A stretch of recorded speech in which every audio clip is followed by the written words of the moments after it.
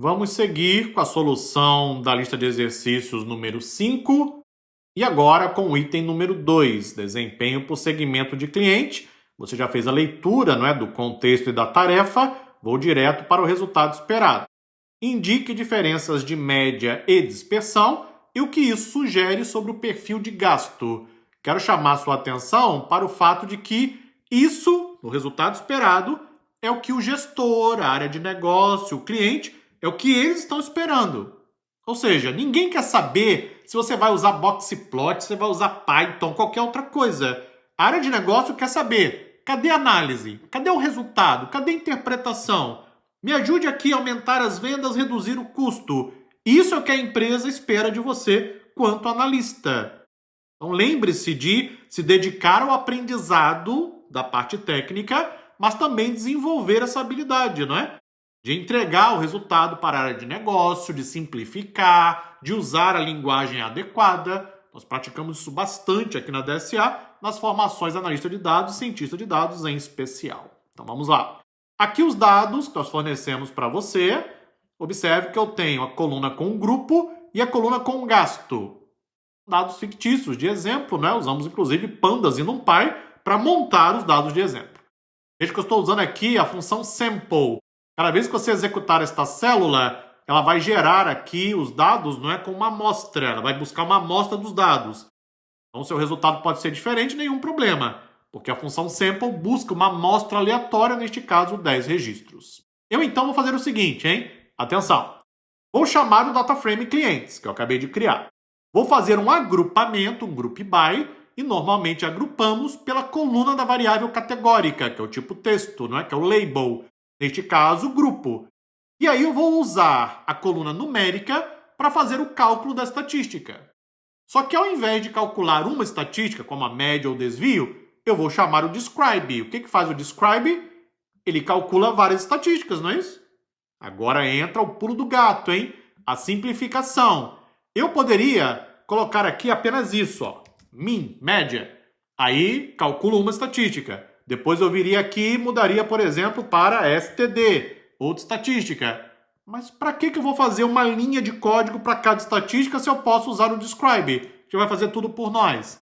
Como eu estou fazendo agrupamento por grupo, então neste caso ele vai calcular as estatísticas para cada grupo. Olha que legal, olha para isso, essa tabelinha.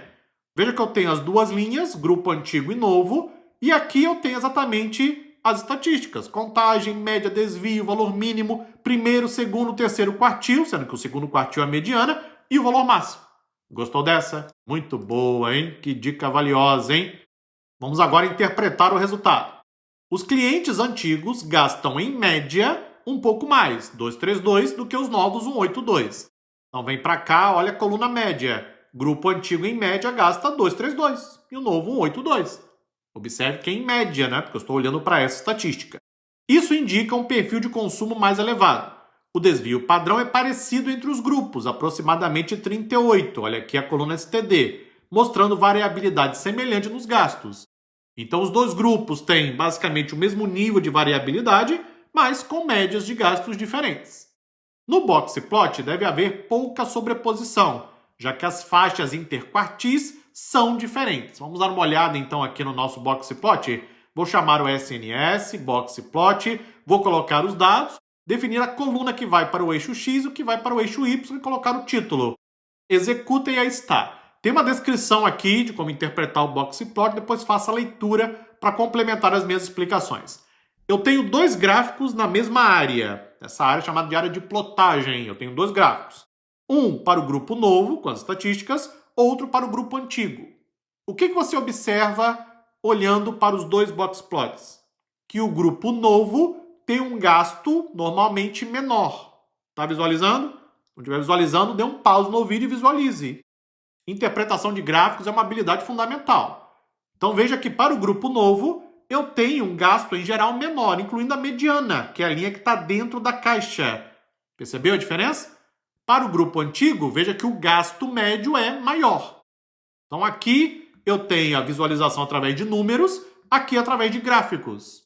Uma coisa ajuda a complementar a outra. Essas bolinhas brancas que aparecem aqui no topo e aqui embaixo, isso são outliers.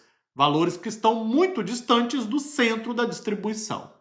Ou seja, de acordo com as estatísticas, o grupo antigo de clientes tem um gasto em média maior do que o grupo novo.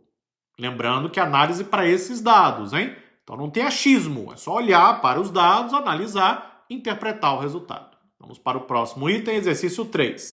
Correlação entre horas de estudo e nota. Descreva se há correlação positiva, negativa ou nula e o que isso significa em termos práticos. Então aqui eu tenho os dados de exemplo para você. A solução é isso aqui, só chamar o DataFrame e o método CORE para calcular a correlação entre as duas variáveis. Ele vai imprimir esse resultado. Essa diagonal que está preenchida com 1 é a correlação de uma variável com ela mesma. Então, horas, correlação com horas, o resultado é 1, maior correlação possível. O que me interessa aqui é a outra diagonal, que é a correlação de uma variável com outra. O valor 0,91 indica uma forte correlação positiva. Está descrito aqui para você também. O que isso significa? Quanto maior o número de horas de estudo, maior a nota no exame. Eu consigo visualizar isso também criando um scatterplot com a linha de regressão, que é o que nós chamamos de regplot. Então, se aumentar o número de horas, aumenta a nota no exame. O modelo de correlação consegue explicar esse relacionamento. Só tome cuidado com essa frase, né? Correlação não implica causalidade. Eu não posso dizer que o que está causando a nota maior é o maior número de horas de estudo. Não. Eu estou dizendo que há uma correlação. Se eu quiser estudar causalidade, aí eu teria que fazer uma análise causal, que é uma outra análise, outro tipo de análise, que é estudar na formação cientista de dados aqui mesmo, na DSA. Continuamos no próximo vídeo.